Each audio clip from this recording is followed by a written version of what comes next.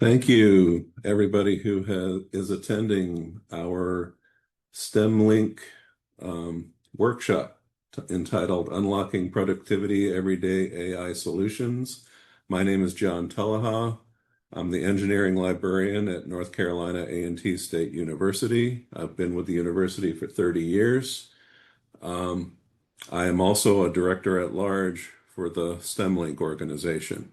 And I'll be serving not only as the third presenter, but as the moderator, keeping things moving in today's session. I have with me two colleagues, Dr. Angela Jacobs from NCA&T. Dr. Jacobs is a part-time English instructor at North Carolina A&T State University. She has been teaching for 15 years, with 5 years at A&T.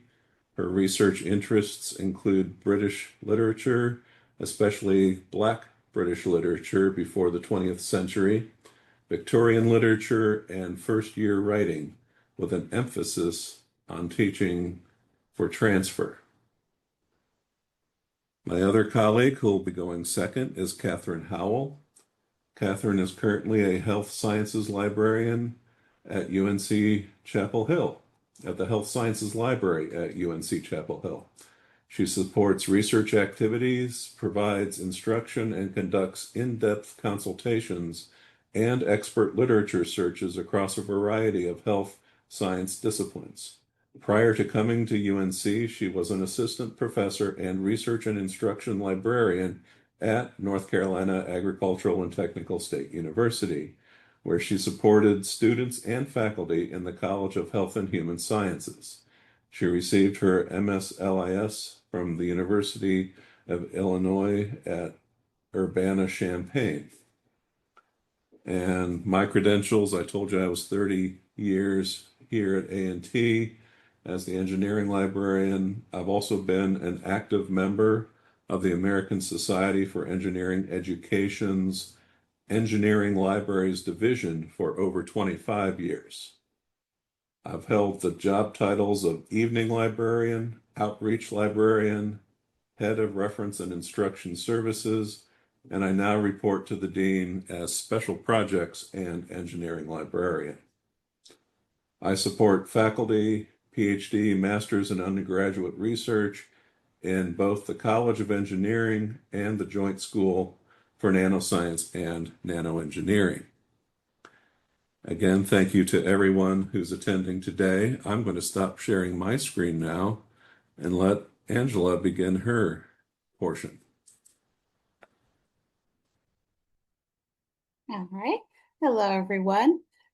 So I'm in the English department at A&T, and so one of the biggest issues that my students have when I'm teaching them composition, especially well, composition 1 and 2, is how to come up with ideas for writing.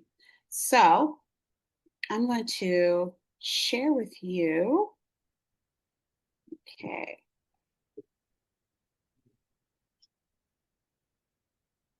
That's not the right screen. I'll try that again. Okay. There we go. Okay. Okay, so this is the assignment for Comp 2, okay, the research essay project. And so one of the issues, like I said, that my students will have is coming up with an idea to write about. And so in the past, I would say like, okay, let's do umbrellas. And so I'd write on the board and they'd give me their ideas. And after a certain point, I realized that the reason why the ideas were a bit stale initially was because students were just thinking of what they could think of on the top of their heads, and that was it. And so even though I was initially reluctant to use AI in the classroom, I realized that after experiencing students trying to use AI in an unauthorized fashion, in terms of not so much unauthorized as in I was prohibiting it, but unauthorized in terms of they were using AI and then just copying and pasting what they found and then submitting that as their work, which of course is plagiarism. I did go through training with the Centers for Teaching and Education at A&T to get understanding of how I can properly use AI myself to then use for my students. And so, so here's my AI policy. Okay, so they are allowed to use it for some activities with attribution and instructor permission, meaning that they are allowed to use AI in my classroom in small quantities, such as brainstorming, which is what I'm about to demonstrate. But also, they have to give credit where credit is due. So even if they use Grammarly, which a lot of students love to use, and I have nothing against Grammarly, trust me, but I wanted them to give Grammarly credit.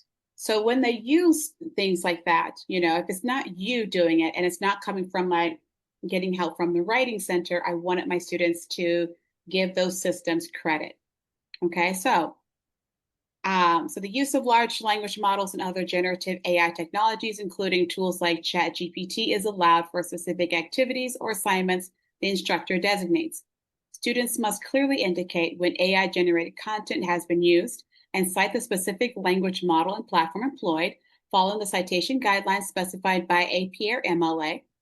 The majority of the work must still be the original creation of the student. Violations of this policy will result in disciplinary action as outlined in the university's academic dishonesty policy. So in order for me to have this AI policy and then have students actually understand how they could be in compliance, for the research essay, we would come up with general topics. And from here, I would say, okay, now that we've got our general topics, so I'll use the general topic. So we've done social justice, but we've also done, you know, issues that relate to college students in particular. So last semester, that's exactly what we did. We looked at issues that related to college students. And so I asked them, I said, okay, what can we ask ChatGPT to help us find out ideas on how, you know, what issues pertain to college students? So I said, all right, let's just, well, ask it like how we would ask Google, right? So let's see. So what issues directly affect college students? Okay. And so here we go. So instead of relying on having students just try to come up with things off the top of their heads, or as I've had it before, students just Googling argument ideas and coming up with things that they're not very passionate about, which is one of the things I was like, I have to find a better tool. There's got to be a better way. And so ChatGPT gives me that better tool. So from here, so we've got mental health challenges, financial struggles, academic pressure, housing, food insecurity, career uncertainties, social and relationship issues, technology and digital overload, health and wellness, institutional policy issues. These are just some of them, correct? So from here, I have the students take any one of these and they work in groups. And I'm like, all right, so now that so I want you guys to actually take one of these issues and explore further. Okay. So it says mental health challenges. So let's take a look. So I'll ask another question. What are some mental health, let me spell it right, challenges college students might face?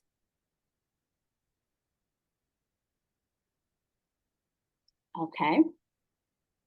And so now it gives us a few more ideas. So we've got anxiety disorders, depression, stress and burnout, adjustment disorders, substance use and co-occurring disorders, eating disorders, sleep disorders, imposter syndrome, suicidal ideation and self-harm, trauma and PTSD.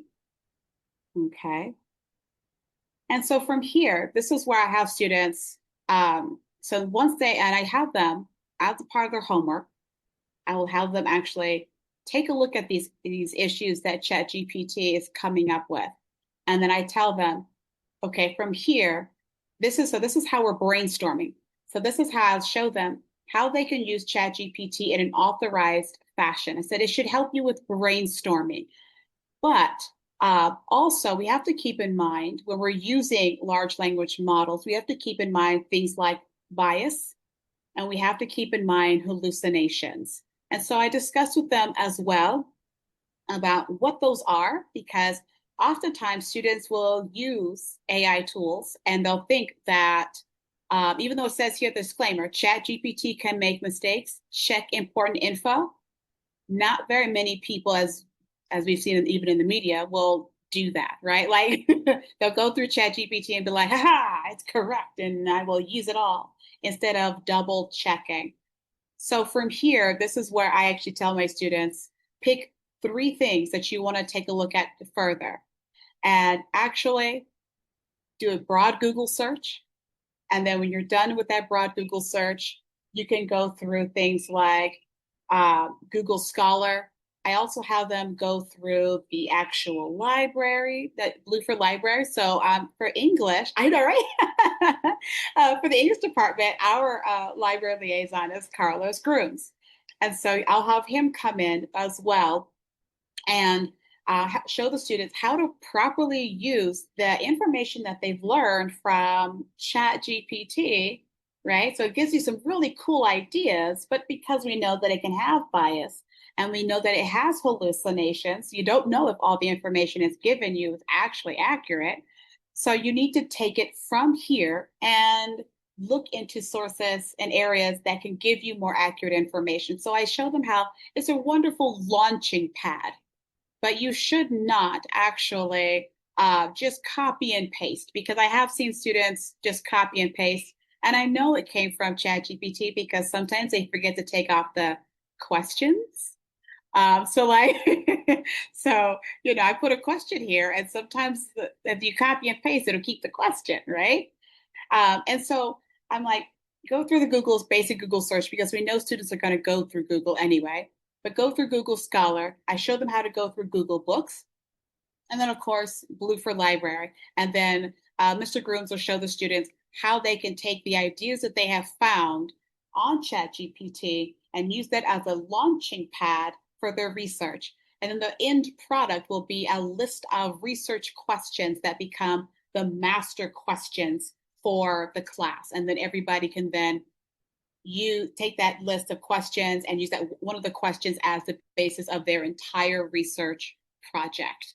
So that is how I'm teaching my students how to use ChatGPT ethically, because we know it's there. We know the students are going to use it. So instead of me shying away from it or just being like, it's prohibited, I'm like, how about I show them how to actually properly use it so that that way they don't get in trouble. And I link it back to my AI policy, because I need them to know that I'm showing you what's okay in my classroom. Please understand other professors may have a different AI policy, and you need to understand how they would like you to use it or not use it in their classrooms in particular. This fall, I intend to also use it into my literature classrooms, because I think that they too could also benefit from understanding how to use AI like ChatGPT in an ethical fashion. Because I do know some students, and I've seen it, have used ChatGPT for work in my class without being authorized. And well, they, obviously running afoul of policy, so therefore certain consequences do come into play. But I think that if they were to also utilize ChatGPT and for me to show them how to properly use it, then they would feel more comfortable understanding the ethical implications of using it. So that is me. Am I in time? All right. All right, then I am done. All right, Angela, if you wouldn't mind stopping screen sharing, I'll go ahead and share something. So I just have a few slides prepared. I'm going to start by talking about a study that my colleagues and I recently presented at the Medical Librarianship Association conference. And what we were specifically looking at is ChatGPT's ability to recreate systematic review searches. But I think for any of you all who are generating search strategies for any purpose, this can be kind of useful. So I'm just going to talk a bit about what we did and kind of what the implications are. And I'll also show you what our prompt looked like in ChatGPT.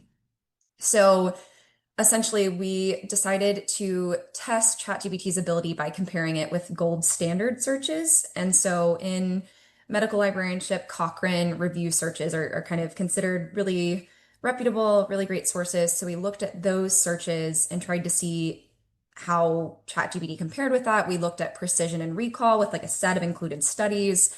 And we also looked at ChatGPT 3.5 and 4 models, so the paid and free models, to see if that made any difference. So we ran a prompt, used that prompt to then run a search in PubMed specifically. Let's forward. So our prompt, I think prompting is really incredibly important when using ChatGPT. I think the more you put into it, the more you're going to get out. So really thinking about what you need, especially if you're doing a more technical task like generating a search strategy. So what we did is we developed a prompt where we gave some context. So we started by giving the definition of a systematic review, like what our intention was there. We provided the research objective from a Cochrane review because we were comparing. But again, if it was your search strategy, giving some details about what you're researching and what your main research questions are. We tested when we provided search concepts, so kind of the main ideas, the main groups of terms we wanted. We also tried not doing that, but we found that ChatGPT performed much better when we kind of identified the main ideas or the main concepts of a search. So we provided those. And then we asked for things kind of one by one. So we first asked for a list of search terms by each concept, and we gave it a little detail about what that might look like. So prompting it for synonyms, related terms, singular and plural, British spellings, etc. We asked for mesh subject headings. So if you are doing a search in a database that has controlled vocabulary or subject headings, that is something you can ask for. I'll note in a moment, though, be aware that that is an area that ChatGPT might provide something incorrectly for. So it's great to double check those, but it can give you an idea. Then we asked it to do a search strategy formatted for PubMed with tags and Boolean operators, so something we could copy paste directly. And then for systematic reviews, sometimes you'll have a very specific filter. Sometimes it'll be by date, sometimes it'll be by a certain study type, like randomized control trials. And so if the original Cochrane review search had one, we would ask it to add one. So that's just a little bit of background about what that prompt looked like. And I'll show you in a moment an example of that. Essentially, I'm not going to get into the details of results, but essentially what we found is that ChatGPT can be useful to start developing search strategies, but it is not a replacement. So good news, our jobs are safe. But essentially, we found that especially the GPT-4 model was the paid model was a bit better at this, but it was really good at creating lists of terms that you might consider, and then using your knowledge to decide what's in or out. It also did a really good job with syntax and formatting, but it's a really good kind of jumping off point to think about, but would be something that does need a lot of oversight. So just some pros and cons kind of from what we found from our study. This, we're talking today about some time-saving solutions. So it definitely does save a lot of time and can really get you started with that search.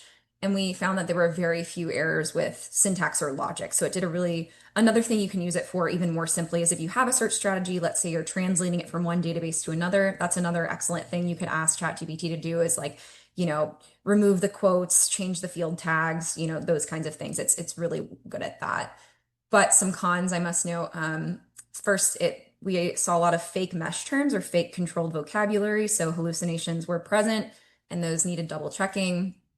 Another thing that it would often do is duplicative or lengthy keyword searches. So it would have terms for one search, light, one of the concepts was about light in the NICU. We had the term light it gave us, but it also gave us cycled light and dim light and so on and so forth. And if you're searching for light, you're automatically going to get those other larger terms. So that was not a problem with the search, but something that typically a librarian would not do. There was lower recall with the searches, so they found less of the things they should have been finding compared to the Cochrane searches. And then finally, and I think most importantly, there is a difficulty with replicability. So when you're running things in ChatGPT, even week to week, things can change quite a bit. So just being aware that it might be hard to run the same prompt in, a week later and get something totally different. So that can be an issue as well. So I'm going to go ahead and jump into an example. Can everyone see my screen with ChatGPT on it? Great. Okay. Thank you. So this is just an example kind of our specific prompt. And again, we kind of did it step by step rather than just pasting in one big block of text. We kind of almost had a conversation where we asked for things one at a time to build on it. So we started by saying, I'm part of a team, I'm planning this review. And again, for your purpose, just giving context. And I'm saying the goal is to create a comprehensive literature search that retrieves all relevant documents and as few irrelevant documents as possible. One really important thing that we learned in the testing process for the prompt is that I included wait until I provide all the information and ask you to create a search before responding and only provide what I ask for and nothing beyond it. Oftentimes, it'll get ahead of itself and start kind of building the search right away, but we wanted to do it step by step. So just something to note, there's a lot of trial and error in the development of these. So then we gave it our specific research objective for the review, like the purpose or research question. And then we gave the two key concepts. So for this search, we were looking at a search that looked at caffeine for newborns and kind of the effects of that. So the first step was creating a list of search terms for each concept. Again, we gave it the two concepts. And we did decide to give some examples of what it might look like. We put this if applicable tag, only add those if they're relevant. And we said we want this search to find all relevant papers to make sure the terms are as comprehensive as possible while not retrieving too many irrelevant results. So you can see here it kind of started, interestingly, it did put Booleans in here, but it started thinking of different terms for newborns, like newborn, infant, preterm, low birth weight infant. So it really went really long list. And so this can be really helpful for ideation. It did the same thing for caffeine. And then our next step was to add that controlled vocabulary. So we said using the MESH database for the National Library of Medicine, add in those as well to those lists. We'll see here that I added them at the end. Again, I believe this one is not a real one, but most of the other ones are. So those you should take with a grain of salt. It did that for both of those. And then finally, we gave it some instructions here for actually creating our search strategy. So we gave it some details about the fact that we wanted Boolean operators, nesting, and an or. We gave it some information about that. We talked about tags for the database. So whatever you need it to include, you can kind of give some information there. And then it kind of outputs it in this almost code-like looking output. And this is something you can take right into PubMed. Again, I think what I would probably recommend when you were doing this is copying this down and then you editing it yourself. So seeing what terms are good, what terms are bad, you adding your own, but using it kind of as a template. And then finally, one thing we also did, again, because we were doing systematic review searches where some of them had filters. So we wanted to look at only randomized controlled trials and only human studies. So we asked for that after. And it did an okay job with this. I will say not a very good job compared to what most people would typically do for those filters. But it was really interesting to see how it constructed things. So overall, I would say in some cases it did a better job than others. But I think this is really helpful for somebody getting started. So I'll leave it at that, and I'll let John go ahead and share. And I'm happy to take any questions at the end or even share some of the results from that study. Thank you, Catherine. You actually had 1 minute left, maybe, although it just rolled over, so maybe not. I am now going to obviously share my screen. And my first question is going to be with a quick either thumbs up or show of hands. How many of you are familiar with something called SciSpace? And I knew Denise knew about it because I asked her specifically, and I'm not seeing any other thumbs up or raised hands. I didn't know about this until 2 months ago. We had a candidate for the dean of the college or the joint school for nanoscience and nanoengineering who mentioned it during his presentation. And so I started investigating it at that point. It's been around for at least a year because looking for YouTube videos as to what's some of the best practices with it, There are some that are almost a year old or just over a year old. There was a real good one that was produced right at the end of May. So I was happy to see a very current YouTube video describing how that gentleman in Australia is using SciSpace. And there is so much to go into it that I will not have a chance to do it real justice. So I'm going to point out at least two parts to it that I feel are important for what we've been talking about today, helping students with research papers. And one thing that he said in the YouTube is, do not use this for systematic reviews. It is not, its strength lies elsewhere, not in working with systematic reviews. So here at scispace.com is the main landing place, the homepage for SciSpace. And just looking at it, I'm drawn to the search box.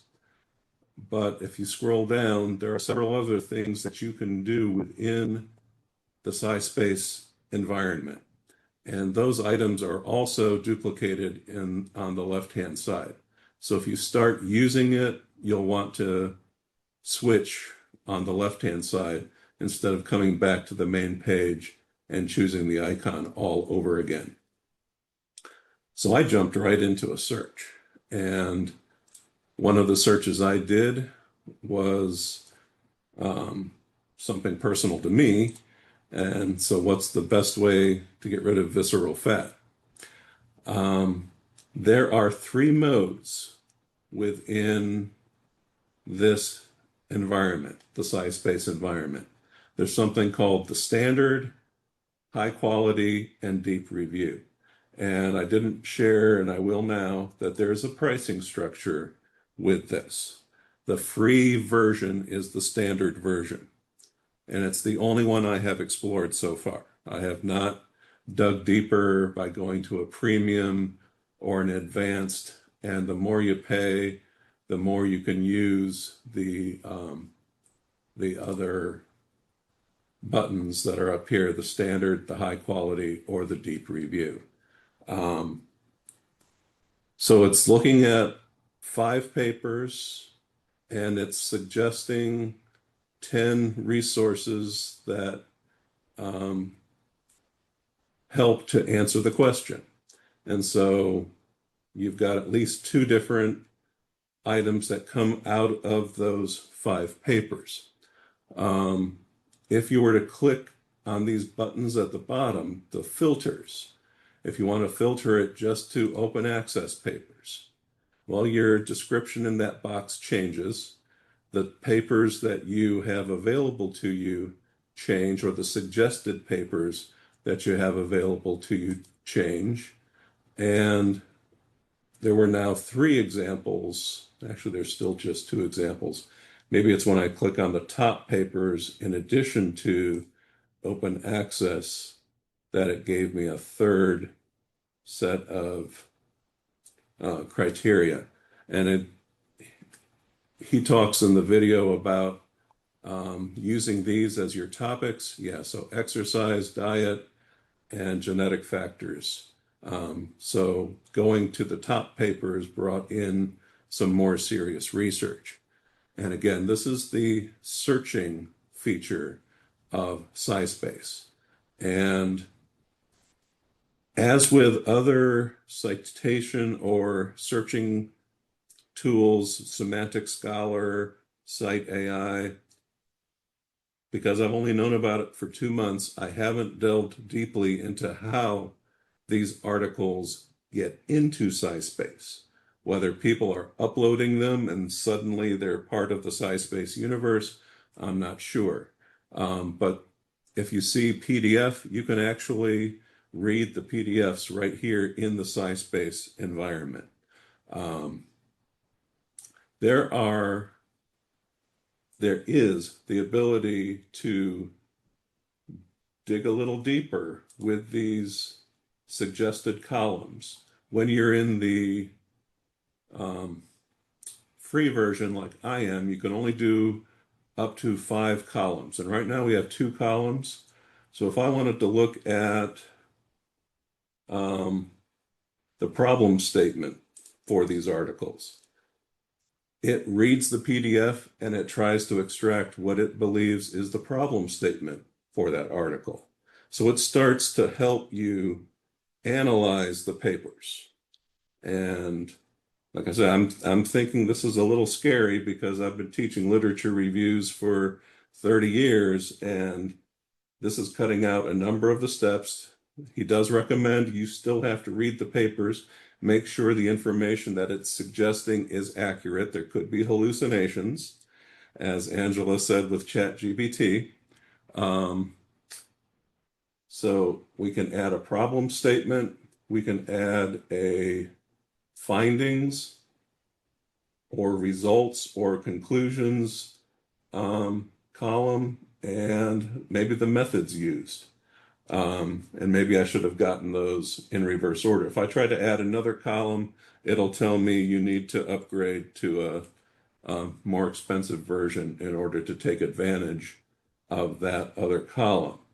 So there's a lot going on here.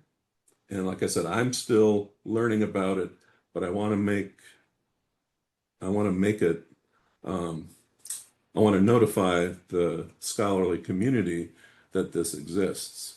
A second way of looking at things, and I've got 3 minutes to finish up here, is I can change from papers to topics.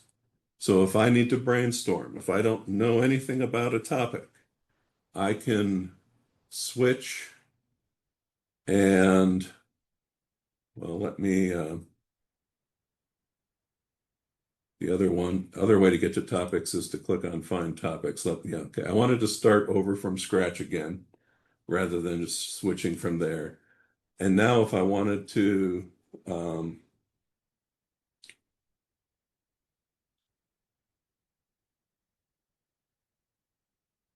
we want to look at college student mental health. It takes a little bit of time, but it eventually gets to similar to what Angela was showing with the ChatGPT. And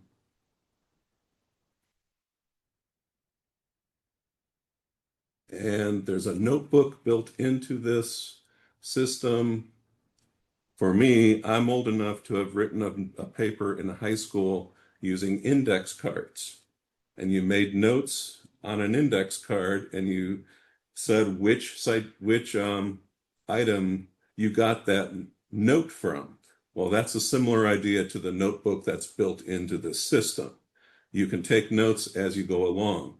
You can also be looking at a PDF and highlight a paragraph, and it starts to help analyze that PDF for you. So like I said, this is very robust, and I'm just scratching the surface as to what can be done and trying to decide how I might integrate this into a PhD lecture about library resources versus a master's versus a capstone undergraduate course. I'm not sure I would show this to a freshman or a sophomore. It would just be overwhelming. You need to have some expertise in your field because you can really narrow these things down, these topics down. But here are some of the topics that came up with Angela's: anxiety and depression, stress management, mental health awareness. And so there were 10 subjects, I think, that came up in that list. So I think I'm at the end of my quick demonstration, and I know there's so much I wasn't able to get to, but hey, go and explore it on your own.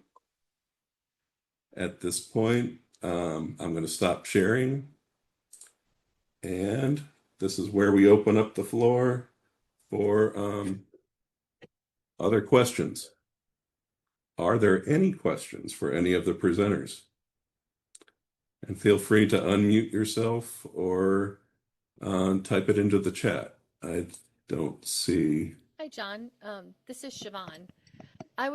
Can you hear me? Yes, I can. Thank you.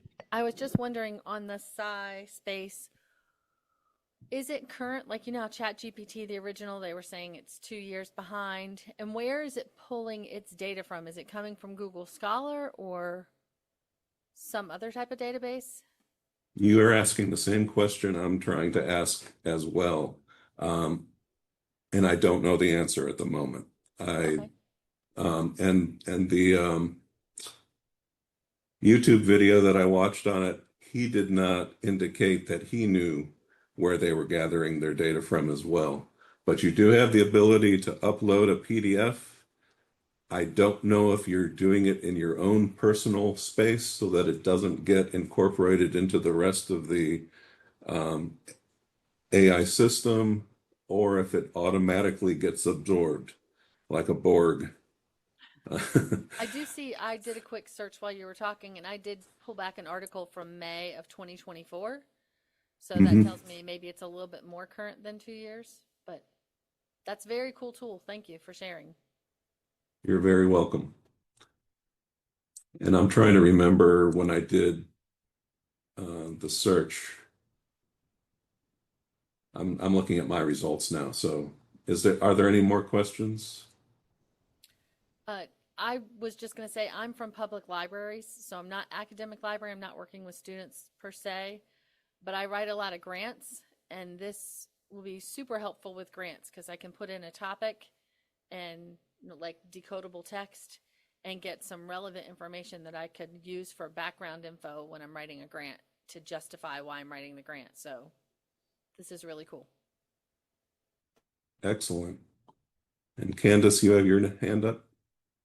Yes, I was just going to ask because I know that this is a question that I had when AI was first coming into prominence. So, like, let's say if you're a person who's unfamiliar with how to search for AI for your particular like subject area, how do you get started with that search? Do you just Google AI for English or AI for engineering, or like how do you kind of like how did you all kind of go about finding and forgive me if you've said some of this already, but just to clarify, bring it all together. Like, how did you go about finding the particular AI that was best for you and your needs and your subject areas?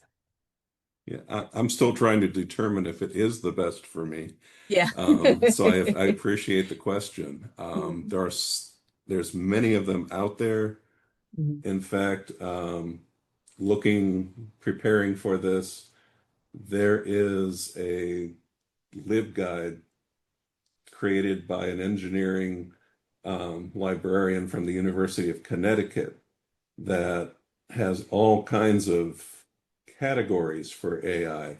I'm going to go ahead and copy and paste his or hers, I forget which it is, into the chat so you can see just how many different AI tools are out there and how somebody at least has taken the time to classify them. I'll share one thing that could be helpful that we're doing at UNC is, and I think you could do this either with your department or more informally with a group of librarians, but we're kind of grouping people into like one or two people per tool and selecting a large range of tools that are kind of newer or that people don't know much about, and then filling out kind of evaluations. Like we've developed kind of a sheet of like what this might be used for, what's the price, those kinds of things, and going through that, and then kind of having meetings, and it's sort of a summer project, and at the end of the summer we'll kind of talk through it, and I think that's going to really help us get better recommendations. So I would just say a lot of trial and error and employing other people to help you, I think would be a great idea. So I went with ChatGPT because of what I've heard like in the media and what I've heard online.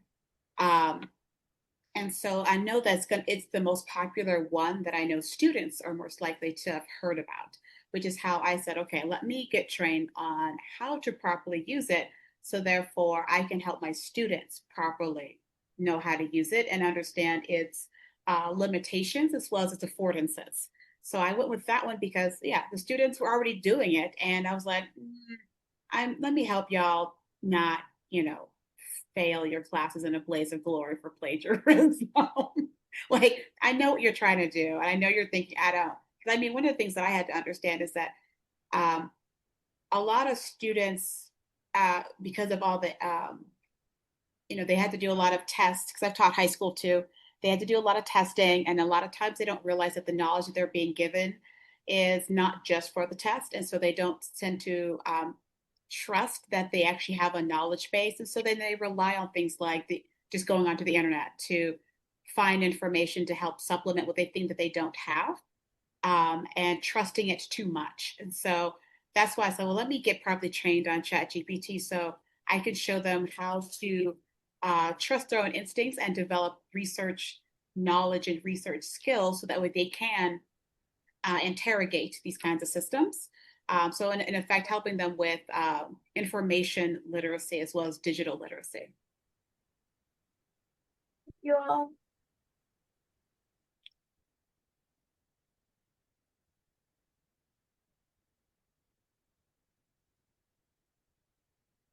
And thank you for Denise for finding a link which describes where the data comes from that makes up SciSpace.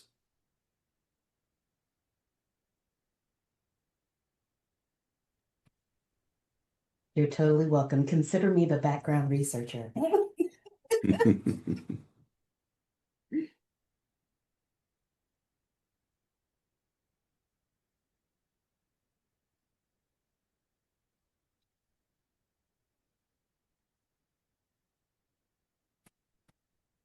There is a question in the chat.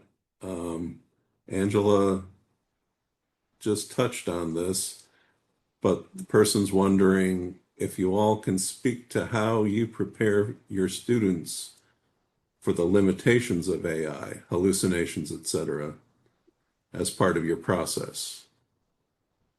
It's a big new consideration. Yes. So at A&T, we had to do the big read, and our big read was this book called Unmasking AI. And I read through the book, and I knew we didn't have time in the class to read the entire book, but I assigned specific chapters where the author discussed limitations of technology, but also AI itself. And part of the limitations were things like she said, hallucinations. And she goes into describe what it means for a machine to hallucinate. And it basically is, it just pulls out, it creates information that doesn't exist and then presents it as if it's legitimate. Like, haha, I totally did not just make up random authors and and books, et cetera, et cetera. And so then my students and I, after reading that chapter, we read a couple other chapters. And once we did that, we actually discussed like why it's important to not just trust. Because I'm like, remember, ChatGPT is drawing upon the internet itself. So does that mean everything online is true? No? Okay, so that means that if a system like this is drawing upon everything that's posted, or as much as possible that's posted online, and we already know that not everything online is true, then that means that we cannot just blindly accept that ChatGPT gave us correct information, which is why I limit them to using it for things like brainstorming. Like, don't have it write it for you, because if you do, it could draw up information that is not true. And that means that you are now looking like as when you're developing as a writer, the last thing you want is for people to think that you're sketchy, or to not have anybody trust that what you're submitting is good quality work. And that's not a good thing when you're in academia, or then when you get into the job force. Then that means that people will then look at your work as if it's sketchy. You may even get fired. So you have to teach them how to understand the consequences of not double checking their work and not just following the internet blindly. So that's part of information literacy. You have to interrogate what it is that you're reading. So yeah, so how that book, Unmasking AI, was actually quite helpful. I'll just second what Angela says. I think that's excellent advice. And I think really just being clear with the fact that there are some use cases that are really good, especially for certain tools like chatbots. And then there are other tools that might be better for other purposes. So really thinking about, what's the right tool for my use case? Like, is it finding literature? Okay, maybe we shouldn't use ChatGPT. Maybe we should use a tool that is actually searching real peer-reviewed publications. So that's one thing to consider. Another thing that can be useful is to even have somebody do a quick like trial and error, like ask ChatGPT or Copilot or another chatbot about a topic that the student knows a lot about. And ask it for information, and almost you can be like the see how well it does answering a question you already know the answer to. I find that that can be somewhat illustrative for how ChatGPT can approach things. So I've had students do that, and it can be like, okay, well, it kind of got there, but I think it was a little broad and it didn't really, answer things the right way. And so that can give students a good idea for kind of what types of answers it'll typically give.